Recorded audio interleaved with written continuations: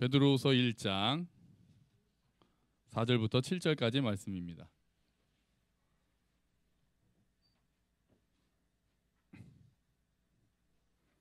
신약 384페이지에 있습니다.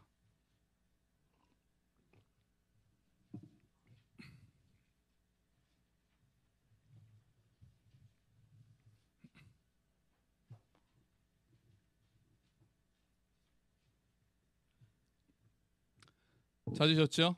자, 1장 4절부터 7절까지 말씀이요. 우리 한번 같이 읽어볼까요? 이로써 그 보배롭고 지극히 큰 약속을 우리에게 주사 이 약속으로 말미암아 너희가 정욕 때문에 세상에서 썩어질 것을 피하여 신성한 성품에 참여하는 자가 되게 하려 하셨느니라. 그러므로 너희가 더욱 힘써 너희 믿음의 덕을, 덕의 지식을, 지식의 절제를, 절제의 인내를, 인내의 경건을, 경건의 형제 우애를, 형제 우애의 사랑을 더하라. 아멘. 할렐루야. 아멘. 아멘. 자, 예수님을 믿고 우리가 하나님의 자녀가 되면 우리한테는 할 일이 생기게 됩니다. 그죠? 해야 되는 일들이 많이 생기게 되잖아요. 당장 우리가 이제 예배하러 왔듯이 예배를 해야 되고, 기도해야 되고, 성경도 읽어야 되고, 봉사도 해야 되고, 이런 것들이 매우 중요하죠. 근데 매우 중요하긴 한데 해야 하는 것보다 더 중요한 게 있습니다. 되는 겁니다. 하는 것보다 중요한 게 되는 거예요. 하나님의 형상을 회복하도록 되고 예수 그리스도를 닮아가는 일이 예수를 믿은 우리에게 더 우리가 해야 하는 일보다 훨씬 더 중요한 일입니다.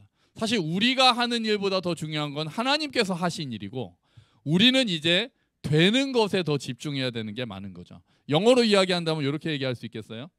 To do보다는 뭐가 더 중요할까요? To be가 더 중요하다고 이렇게 영어로는 이렇게 얘기합니다. To do, 우리가 뭔가를 해야 하는 것보다 훨씬 더 중요한 것은 to be, 우리가 어떤 존재가 되느냐가 더 중요하다고 얘기하는 거예요.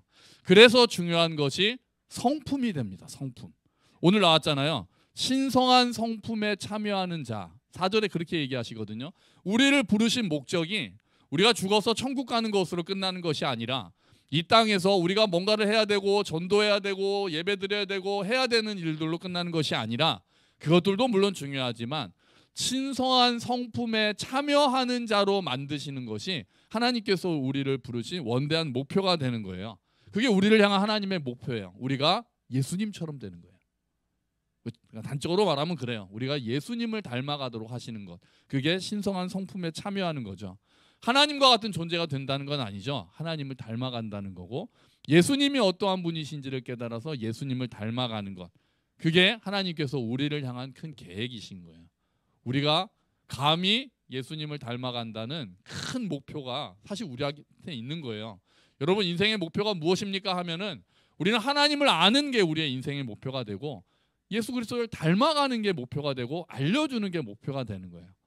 주님의 기쁨이 되는 것이 그 일인 것입니다. 그래서 오늘 신성한 성품에 참여하기 위해서 8가지 덕목을 얘기하거든요. 오늘 이거를 간단하게 8가지를 보려고 해요.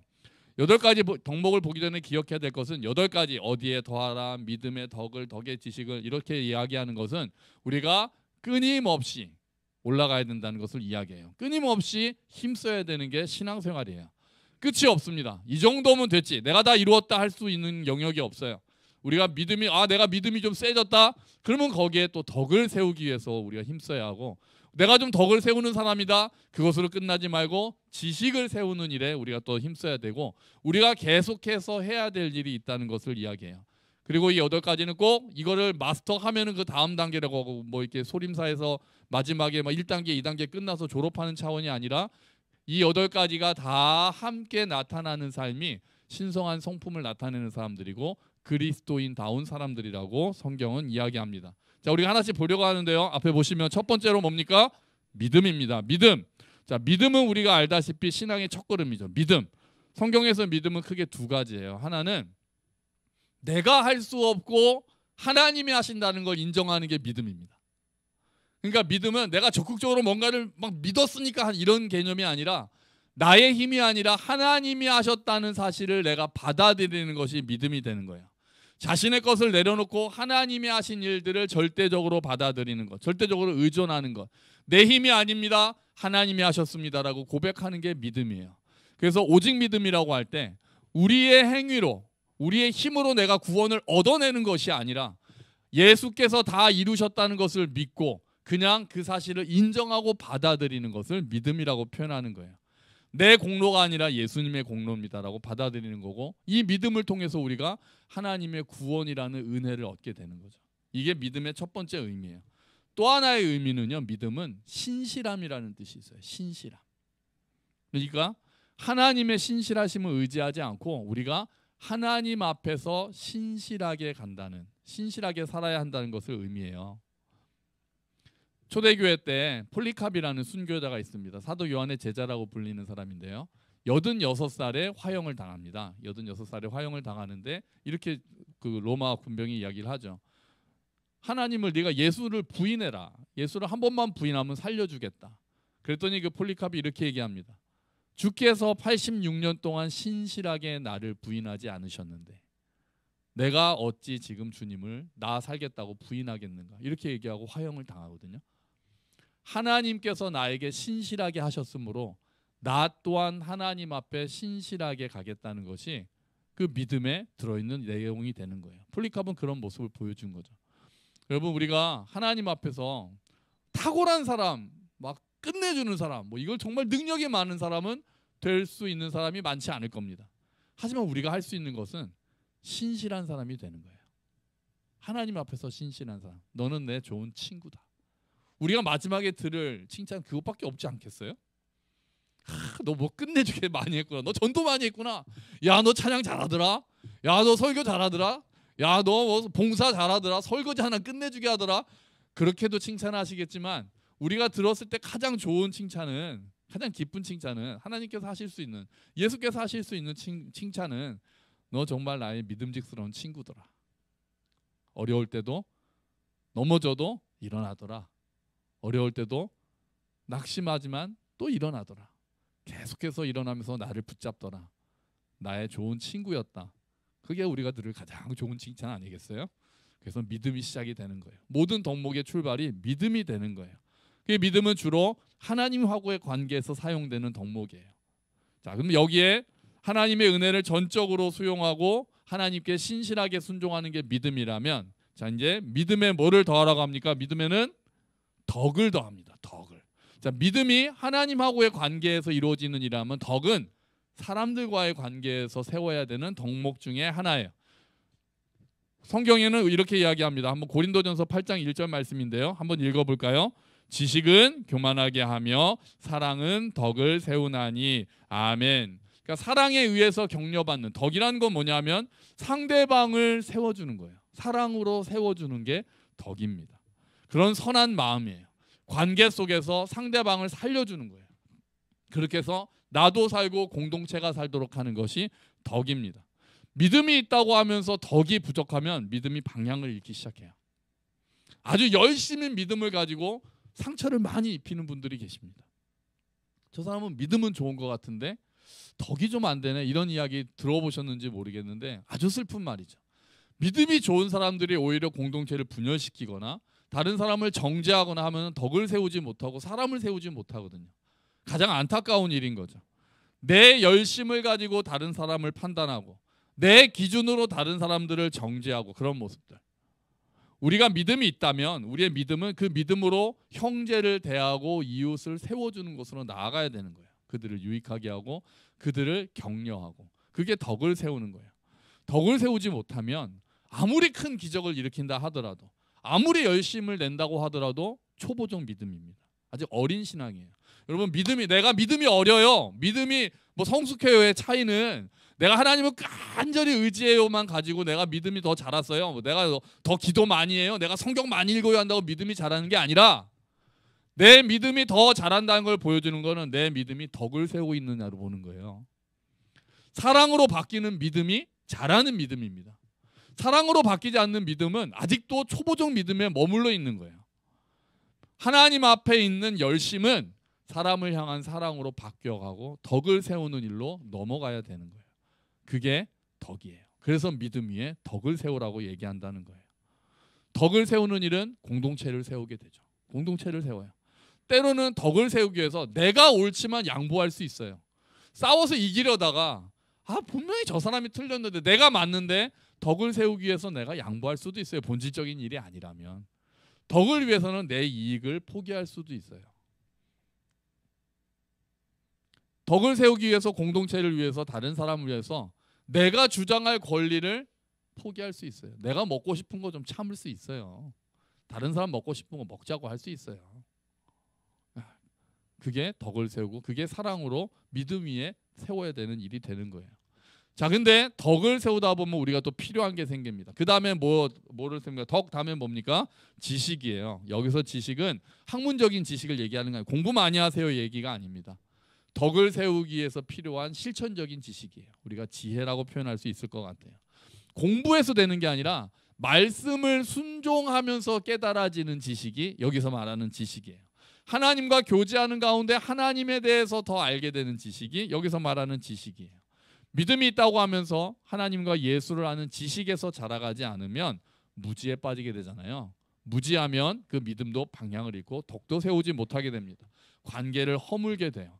지식이 함께 따라올 때 덕을 세우게 되는 거예요. 그래서 마땅한 판단력, 우리가 지난주에 분별에 대해서 이야기를 했잖아요. 분별할 수 있는 지식, 그런 지혜로운 마음이 지식이 되는 거예요. 하나님을 알아감으로써 사랑 가운데서 덕을 세우기 위해서는 그래서 우리가 실천적인 지식들이 필요한 겁니다. 자, 다시요. 믿음 위에 덕을 세우고, 덕 위에 지식을 세우고, 지식 위에는 뭐를 세우냐? 절제를 세우라고 합니다. 자, 믿음이 하나님과의 관계, 덕과 지식이 사람과의 관계라면 절제는 누구와의 관계일까요? 나와의 관계입니다. 맞아요. 나와의 관계. 나와의 관계. 절제를 잘하나 봐.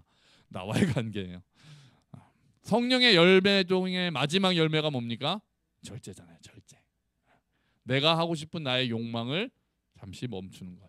육체적인 방종에 나를 넘기지 않고 단정한 삶을 이루어가는 것. 그게 절제죠. 지금 가장 절제가 필요한 사람이 누굴까요? 이 안에서 가장 절제가 필요한 사람이 누굴까요? 나입니까? 물론 1번은 나고요. 그럼 2번은 누굴까요?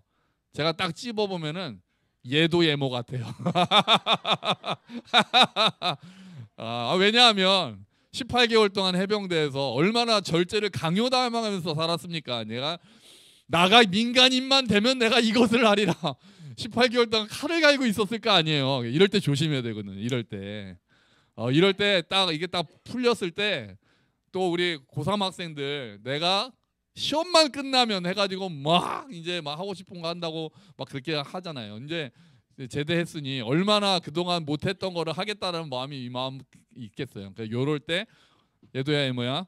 오늘 말씀 기억하고 절제. 아멘. 아멘. 절제의 마음을 그런 지혜가 필요한 거죠. 그러니까 지식 다음에 절제를 말했잖아요. 아까 볼 때 잠깐 하나 해봐요. 덕, 또 지식, 그다음에 절제 말했잖아요. 지식 다음에 그러면 절제를 말한 것은 어떤 의미가 있냐면 지식이 있더라도 덕을 세우기 위해서 절제해야 될 때가 있음을 얘기해요. 예를 들면 사도 바울이 있을 때 교회에서 어떤 문제가 생겼냐면은 우상한테 바친 재물 먹어도 됩니까 안 됩니까? 우리 말로 따지면 제사 음식, 교회 다니는 사람이 제사 음식 먹어도 됩니까 안 됩니까 가지고 당시에도 참 그건 오래된 문제예요. 그거 가지고 싸움이 났던 거예요. 어떤 사람들은 우상 아무것도 아니고 하나님 살아계시고 우상은 아무것도 아니니까 먹으면 아무 상관없어 이렇게 얘기하는 분들이 계셨고, 어떤 사람은 그래도 다른 신한테 바쳤던 걸 먹는 거는 우리를 더럽히는 거야, 먹으면 안 돼 이렇게 얘기하는 사람들이 교회에서 싸우고 있었어요. 바울이 어떻게 결론을 내립니까? 바울은 사실 먹어도 된답니다. 우상은 아무것도 아니기 때문에 먹어도 돼. 하지만 나는 그런 지식이 있어. 그거를 먹는다고 해서 우리가 구원 못 받고 하나님 앞에서 더러워 그런 거 아니야. 우리가 뭘 먹는 게 더러운 게 아니라 우리의 속에서 나오는 게 더럽다고 예수님 말씀하셨잖아요. 사실은 먹어도 되는 지식이 나에게 있어. 하지만 내가 이것을 먹음으로 신앙이 아직 약한 사람들이 상처를 입을 수 있으니 나는 절제하겠다. 안 먹겠다. 이렇게 결론을 내리거든요, 바울이. 지식으로는 내가 먹어도 된다는 걸 알면서도 다른 사람을 시험에 들 수 있다면 나는 안 먹겠다라고 그 자유를 절제하는 모습을 보였거든요. 그래서 지식 위에 절제가 있는 거예요. 알아도 오라도 내가 때로는 덕을 위해서 절제할 수 있다는 거죠. 그게 절제입니다. 자, 다시요. 그러면 믿음 위에 덕, 덕 위에 지식, 지식 위에 절제. 절제라면 뭡니까? 인내를 이야기합니다. 인내. 자, 인내는 믿음을 지속하는 능력이에요. 믿음을 지속하는 능력. 하나님의 약속을 끝까지 붙잡는 능력이 인내입니다. 막 어려움을 막 내가 참아내는 게 아니라 소망을 가지고 하나님의 약속을 끝까지 흔들리지 않고 붙잡는 게 인내예요. 세상의 핍박과 시련을 이기고 하나님만 더 의지하는 것이 인내입니다. 성경은 인내를 아주 많이 강조해요. 어떤 사람은 은혜만큼이나 인내가 강조됐다라고 얘기를 하더라고요. 고린도전서 13장이 사랑장이잖아요. 사랑은 처음에 어떻게 합니까? 사랑은 오래 참고. 사랑을 얘기하는데 오래 참고로 시작한다니까요. 그리고 마지막에 모든 것을 믿으며 모든 것을 바라며 모든 것을 견디느니라. 사랑의 시작도 인내, 끝도 인내예요. 기독교에서 말하는 가장 큰 덕목인 사랑조차도 구체적으로 들어갔더니 인내가 너무나도 많이 필요한다는 거예요. 왜 이렇게 인내가 강조될까요? 그만큼 힘들어서 그래요. 제가 생각할 때 그래요. 믿음을 지킨다는 게 쉽지 않기 때문에 그런 것 같아요. 그래서 성경이 인내를 그렇게 강조하는 거죠. 자동적으로 되면 이렇게 강조할 필요가 있겠어요? 그러지 않으니까 그래요. 우리가 견뎌야 되는 일들이 많은 거죠. 시련도 많고 유혹도 많아요. 여러분, 예수 믿는 게 어떻게 보면 쉽거든요. 근데 어떻게 보면 쉽지 않습니다. 우리 중고등학생들, 청년들 예배 드리는 것도 인내가 많이 필요하잖아요. 또 그 모습을 지켜보는 부모도 인내가 필요하잖아요. 아이들 아침에 깨워서 데리고 나오면서 막 간다라고 그런 외치고 싶을 마음이 또 얼마나 있어요. 서로 참아주는 거예요. 서로 참아주고 인내하는 거예요. 그리고 우리가 하나님을 믿고 걸어갈 때도 인내가 너무나도 많이 필요해요. 끝까지 견디는 인내. 그래서 성경에서는 이렇게 이야기합니다. 야고보서 말씀 한번 같이 읽어볼까요? 형제 여러분, 주님께서 다시 오실 날을 참고 기다리십시오. 농부는 귀한 추수를 바라고 참고 기다립니다. 그는 또한 이른 비와 늦은 비가 곡식을 촉촉이 적셔주기를 기다립니다.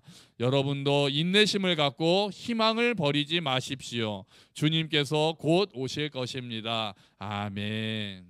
희망을 버리지 말고 인내하라. 이렇게 얘기해요. 농부가 추수를 바라보면서 1년 동안 인내해서 그 곡식을 거두듯이 우리도 열매를 거두기 위해서 날마다 오래 씨를 뿌리고 눈물로 씨를 뿌리면서 기다려야 되는 인내가 너무나도 필요하다는 거예요. 요즘에 더 어렵잖아요. 요즘에 세상이 너무 빠르고 잠시도 못 참게 하잖아요. 예전에는 그래도 TV 보다가 내가 마음에 안 드는 채널 바꾸려면은 가기가 귀찮으니까 좀 참지 않으셨어요? 그거 돌리러 가는 게 귀찮아서 좀 참지 않으셨어요? 근데 이제 리모컨 생겨가지고 다 하죠. 전에 아이들 이제 유튜브 볼 때도 유튜브 하나 보고 다른 거 보려면 그걸 끄고 다음 걸 봐야 되는데 이제는 쇼츠라는 게 나와서 그냥 손가락으로 올리기만 하면 계속 바뀝니다. 아이들뿐 아니라 어른들도 쇼츠 계속 보는 사람들이 이제 점점 더 못 참는 거예요. 기다리는 게 안 돼요. 기다려. 이게 너무 안 돼요. 너무 안 돼. 지금 저희도 그런 것 같아요. 기다리는 게 너무 힘들어요. 그런데 성경은 그 기다림의 미덕을 너무나도 많이 얘기하는 거예요. 우리가 쌓아야 되는 것 중에 인내가 필요한 거예요. 인내를 통해서 열매를 거두기 때문에 그래요. 인내가 있어야 열매를 거두는 거예요. 그냥 즉각적으로 해서는 어떤 것도 거둘 수가 없습니다. 그래서 인내를 그 위에 쌓아야 되는 거예요. 다음으로 베드로 사도가 더하라고 하는 것은 인내 위에 다시요. 믿음, 덕 위에 지식을, 지식의 절제를, 절제의 인내를, 인내의 경건을 쌓으라고 합니다. 경건은 겉으로 막 목소리 깔고 할렐루야 하는 게 경건이 아닙니다. 그런 게 경건이 아닙니다. 경건은 하나님을 경외하고 세속에 물들지 않는 거다라고 성경은 이야기합니다.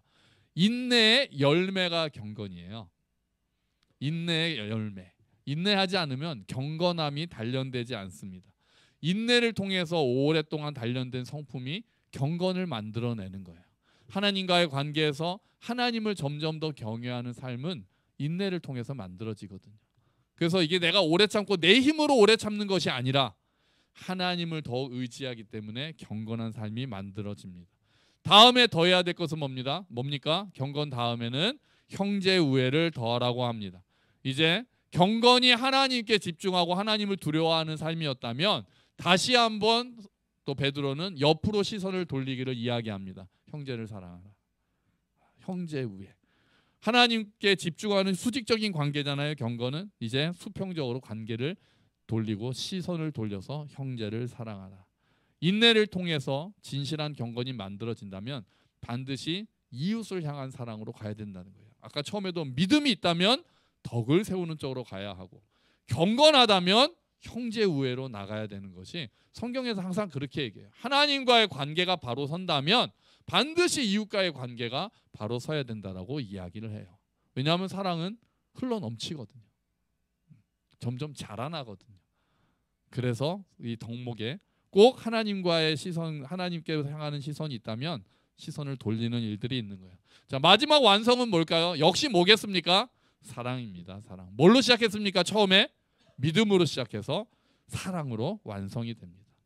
의미가 있잖아요. 신성한 성품이 믿음으로 시작해서 많은 것들, 덕을 쌓고 지식을 쌓고 절제를 쌓고 인내를 쌓고 경건을 쌓고 형제 우애를 쌓고 마지막에 사랑으로 완성된다는 것.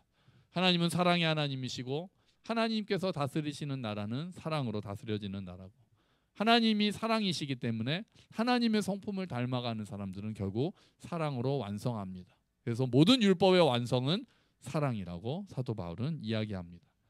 자, 우리가 이렇게 힘써야 될 것들을 얘기를 했잖아요. 8가지를. 그런데 우리가 3절을 안 읽었어요. 아까 4절부터 읽었거든요. 3절은 제가 앞에 띄웠습니다. 쉬운 성경으로 해서 한번 읽어볼 테니까요.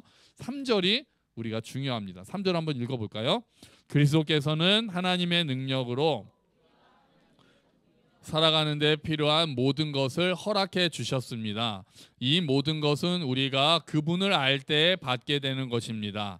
그분은 자신의 영광과 선함으로 우리를 불러주셨습니다. 아멘. 우리가 하나님을 섬기며 살아가는 데 필요한 모든 것을 뭐 했다고요? 허락해 주셨어요. 이미 주셨다는 거예요. 그러니까 4절부터 7절까지를 보면서 그러면 그래, 내가 지금부터 믿음에 힘써야지, 덕에 힘써야지, 지식에 힘써야지, 경건에 힘써야지, 인내에 절대 힘써야 되겠다, 주여 힘을 주시옵소서. 그럼 하나님 뭐라고 말씀하시냐면은 줬다. 말씀하시죠. 줬다. 이미 줬다. 네가 나를 알 때, 네가 나를 구주로 영접했을 때 내가 이미 줬다. 그런데 하나님께서 주시는 건 항상 누가 이렇게 표현했어요. 열매로 안 주시고 뭐로 주신다? 씨앗으로 주신다. 이렇게 표현했어요. 그래서 하나님께서 주신 씨앗을 우리가 힘써 물을 주고 자라게 하는 것 또한 우리의 책임 안에 있다는 거예요. 하나님은 우리에게 주시지 않은 것을 찾지 않으십니다. 예수께서 우리 안에 사시기 때문에, 성령께서 우리 안에 사시기 때문에 우리가 예수님을 의지하며 예수님을 닮아가려고 기도할 때마다 예수님의 모습이 드러날 수밖에 없는 거예요. 그래서 아까 그 모습들, 이 성품들, 덕의 모습들, 믿음의 모습들, 지식, 절제, 경건, 인내, 형제 우애, 이 모든 모습들이 예수님의 모습이기 때문에 우리 안에서 조금씩 배어나오기 시작하는 거예요. 그래서 이런 기도는 하나님께서 잘 들어주세요. 주께서 하나님 뜻이기 때문에 그래요. 주님, 내가 예수의 성품을 품게 해주십시오. 구체적으로 우리가 기도해 보자고요. 주님, 제가 덕을 세울 수 있게 해주세요. 이런 기도는 하나님께서 기뻐하시는 기도잖아요. 하나님께서 우리에게 먼저 씨앗으로 주셨기 때문에 그 열매를 맺게 해달라는 기도는 기뻐하시는 기도가 되는 거예요. 여러분, 하나님은 우리를 이 세상에 홀로 두지 않으십니다. 하나님께서 우리 안에 목표를 정하셨고 우리가 이런 신성한 성품을 갖고 나가는 것을 기뻐하시고 그 목표를 향해 나아가도록 우리를 도우십니다.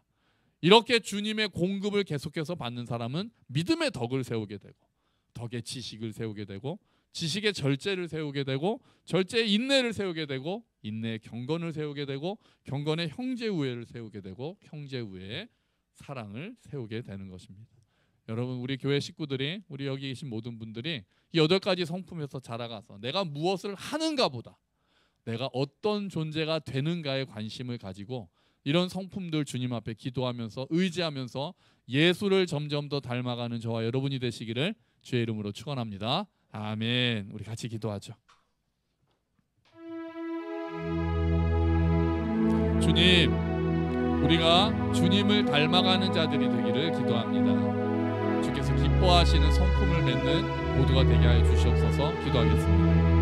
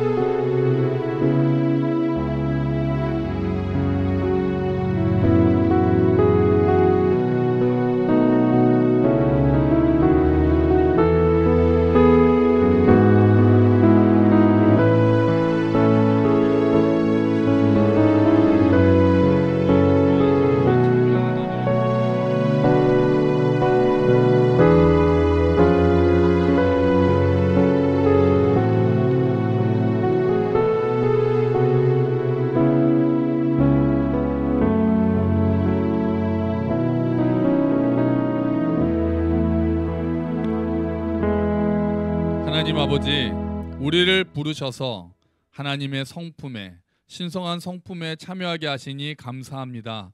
그 능력들을 우리 안에 씨앗으로 주셨고 이제 우리가 힘써 가꾸기를 원하시니 주님, 우리가 그렇게 힘쓰는 자들 되게 하여 주시옵소서. 주여, 우리가 믿음의 덕을 쌓게 하여 주시옵소서. 덕에 지식을 더하게 하여 주시옵소서. 지식에 절제를 더하게 하여 주시옵소서. 절제 인내를 더하게 하여 주시옵소서. 인내에 경건을 더하게 하여 주시옵소서. 경건에 형제 우애를 더하게 하여 주시옵소서. 그리고 형제 우애에 사랑으로 완성하는 자들 되게 하여 주시옵소서. 주님, 우리가 여전히 부족하지만 우리 안에 계시는 예수님, 우리를 인도하시는 성령 하나님을 의지하며 간구합니다. 우리가 무엇을 하는가 보다 어떤 자가 되는가에 더 관심을 가지고 하나님 앞에서 그 하나님의 성품을 닮아가며 본받으며 예수를 닮아가는 우리 모두가 될 수 있도록 주님 은혜를 베풀어 주시옵소서. 감사합니다. 주님, 예수 그리스도의 이름으로 기도합니다. 아멘. 다 함께 자리